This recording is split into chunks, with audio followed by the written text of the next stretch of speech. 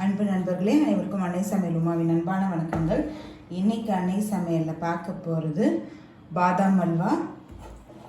ரொம்ப ரொம்ப சுலபமாக செய்யக்கூடிய ஒரு அல்வாங்க. 1/2 கப் பாதாம் சேர்த்துக்கலாங்க. இப்போ இதை சுடு தண்ணியில் ஒரு 30 நிமிஷம் ஊற வைக்கலாம்.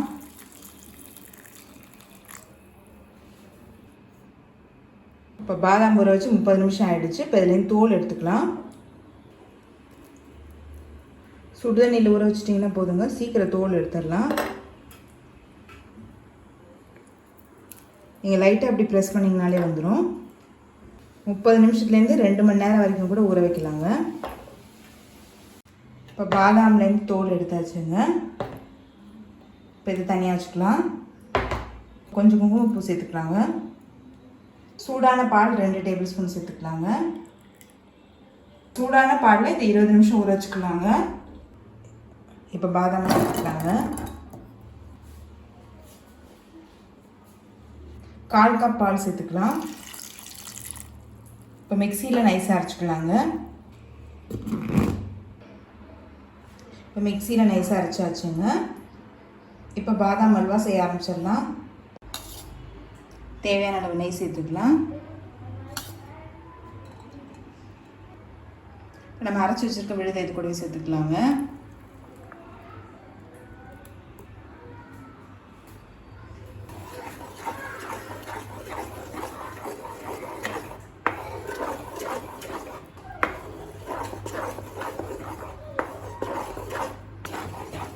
கொஞ்சம் கொஞ்சமாக திக்காகிட்டே வரும், அது வரைக்கும் வெயிட் பண்ணுறாங்க.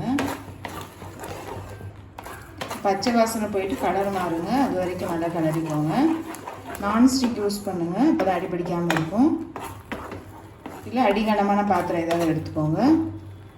அடுத்தது 1/2 கப் சர்க்கரை சேர்த்துக்கலாங்க.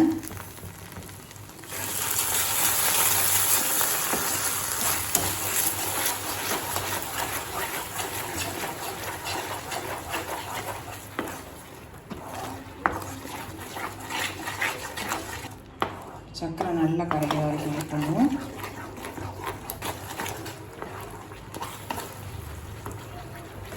இப்போ குங்குமப்பூ இது கூட சேர்த்துக்கலாங்க.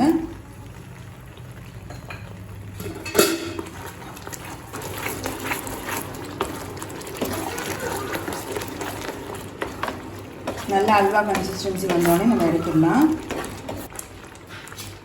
கொஞ்சமாக ஏலக்காய் பொடி, கொஞ்சமாக நெய் சேர்த்துக்கலாம்.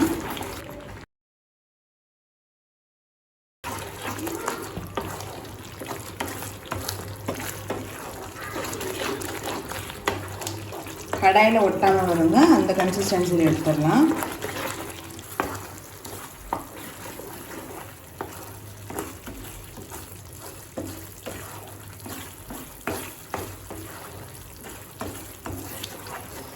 இப்போ பாருங்கள், கடாயில் நல்லா ஒட்டாமல் வந்துருச்சு. பாதாம் அல்வா ரெடி ஆகிடுச்சுங்க. சர்வ் பண்ணிடலாம். சுவையான பாதாம் அல்வா ரெடி ஆகிடுச்சு. ரெசிபியை ட்ரை பண்ணி பாருங்கள், கண்டிப்பாக உங்களுக்கே பிடிக்கும். ரெசிபி பிடிச்சிருந்ததுன்னா வீடியோவை லைக் பண்ணுங்கள், கமெண்ட் பண்ணுங்கள், ஷேர் பண்ணுங்கள். இது வரைக்கும் அன்னை சமையல் சேனலை சப்ஸ்கிரைப் பண்ணாதவங்க மறக்காமல் சப்ஸ்கிரைப் பண்ணுங்கள்.